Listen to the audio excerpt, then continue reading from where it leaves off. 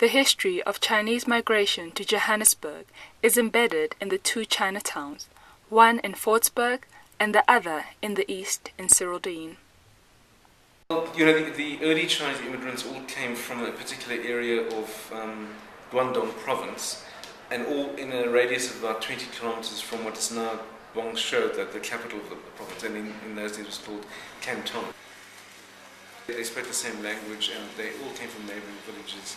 It was quite a good sense of community, and obviously because they were in a foreign country whose laws were not very friendly towards them, and obviously after the National Party things became more difficult. So it was a very cohesive community.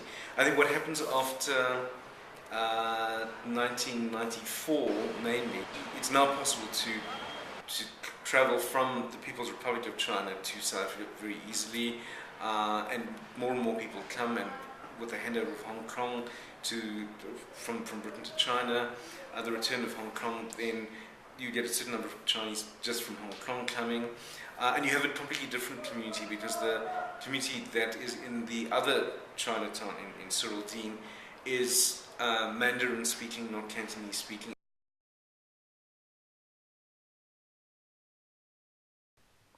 Cyrildene is a blended Chinese community. People from Taiwan, Thailand, and mainland China have made it their home. And it's a very different community, less cohesive in the sense of people knowing each other and their families, but cohesive in another sense because quite a lot of people who have shops in Cyrildene also live there. So that whole suburb is, very clearly a predominantly sort of Chinese suburb.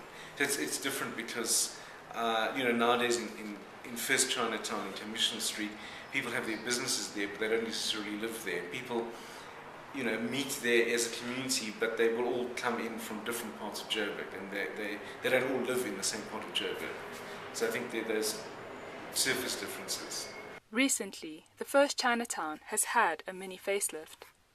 JDA had some money to put towards a study on it, which we then did.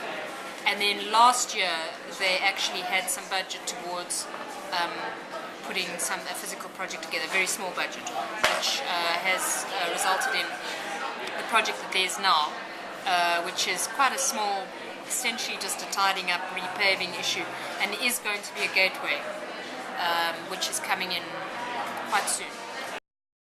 Couldn't sell Chinatown 2 years ago to a new investor because it looks terrible. The pavements are broken, it's looking old, it's looking tatty and so on.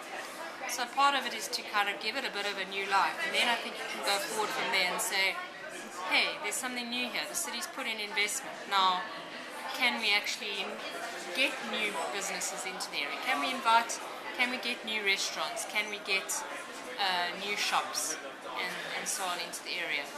And what is the future of the First Chinatown? Really, the history of Chinese migration into cities,